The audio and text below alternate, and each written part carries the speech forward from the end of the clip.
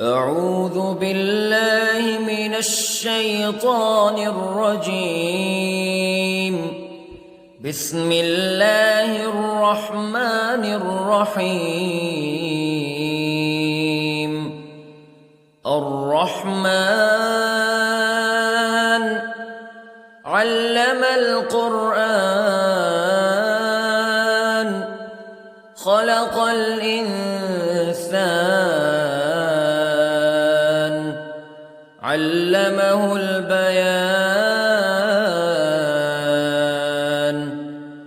الشمس والقمر بحسبان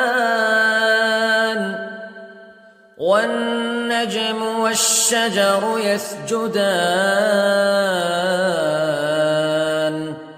والسماء رفعها ووضع الميزان ألا تطغوا في الميزان وأقيموا الوزن بالقسط ولا تخسروا الميزان. والأرض وضعها للأنام فيها فاكهة والنخل ذات الأكمام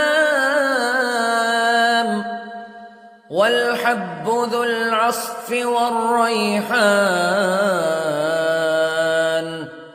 فبأي آلاء ربكما تكذبان. خلق الإنسان من صلصال كالفخار وخلق الجان من مارج من نار فبأي آلاء ربكما تكذبان. رب المشرقين ورب المغربين فبأي آلاء ربكما تكذبان. مرج البحرين يلتقيان بينهما برزخ لا يبغيان فبأي آلاء ربكما تكذبان. يخرج منهما اللؤلؤ والمرجان فبأي آلاء ربكما تكذبان. وله الجوار المنشآت في البحر كالأعلام فبأي آلاء ربكما تكذبان. كل من عليها فان ويبقى وجه ربك ذو الجلال والإكرام فبأي آلاء ربكما تكذبان.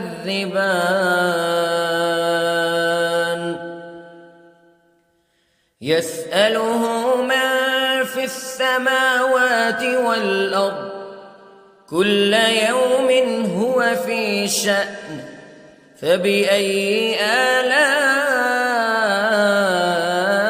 ربكما تكذبان. سنفرغ لكم أيها الثقلان فبأي آلاء ربكما تكذبان.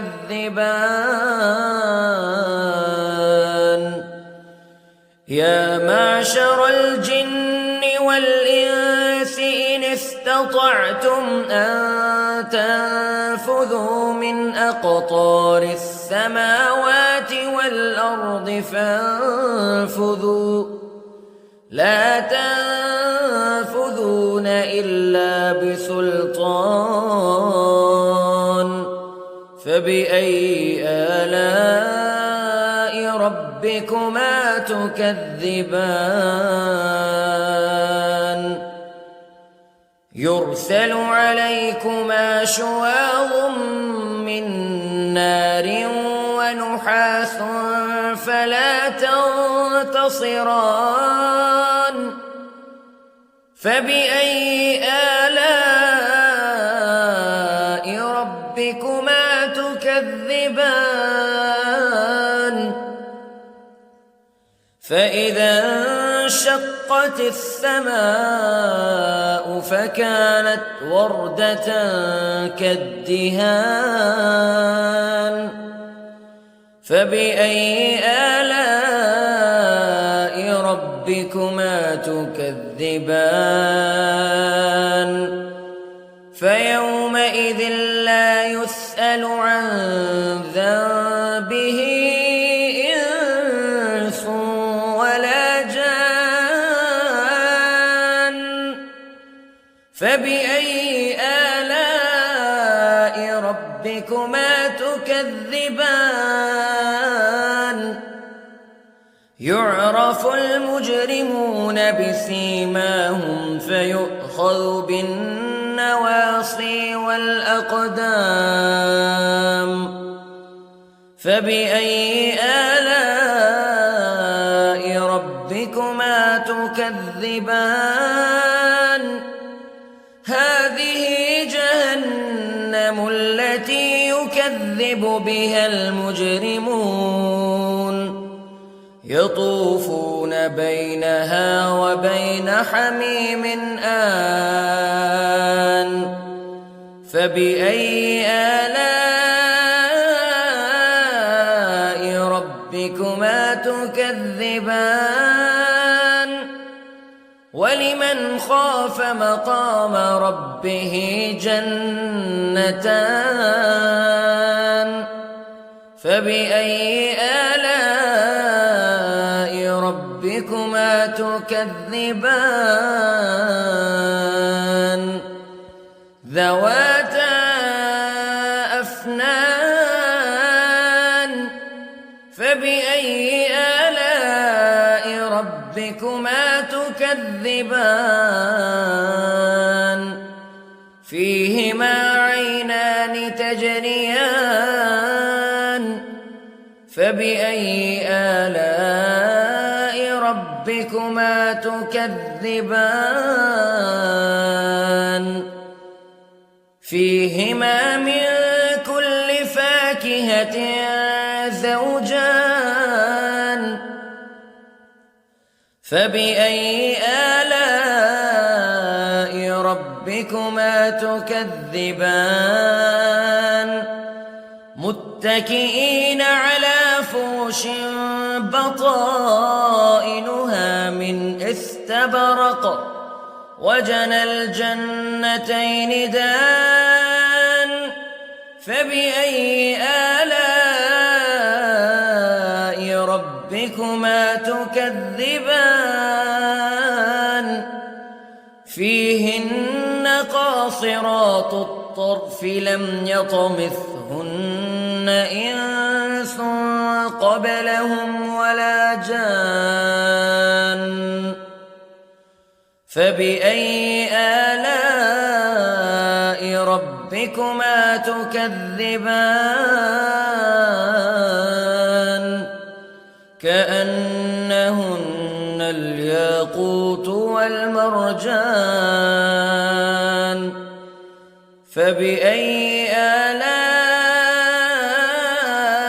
ربكما تكذبان هل جزاء الإحسان إلا الإحسان فبأي آلاء ربكما تكذبان ومن دونهما جنتان فبأي آلاء ربكما تكذبان مدهامتان فبأي آلاء ربكما تكذبان فيهما عينان نضاختان فبأي آلاء ربكما تكذبان فيهما فاكهة ونخل ورمان فبأي آلاء ربكما تكذبان فيهن خيرات حسان فبأي آلاء ربكما تكذبان حور مقصورات في الخيام فبأي آلاء ربكما تكذبان لم يطمثهن إنس قبلهم ولا جان فبأي آلاء ربكما تكذبان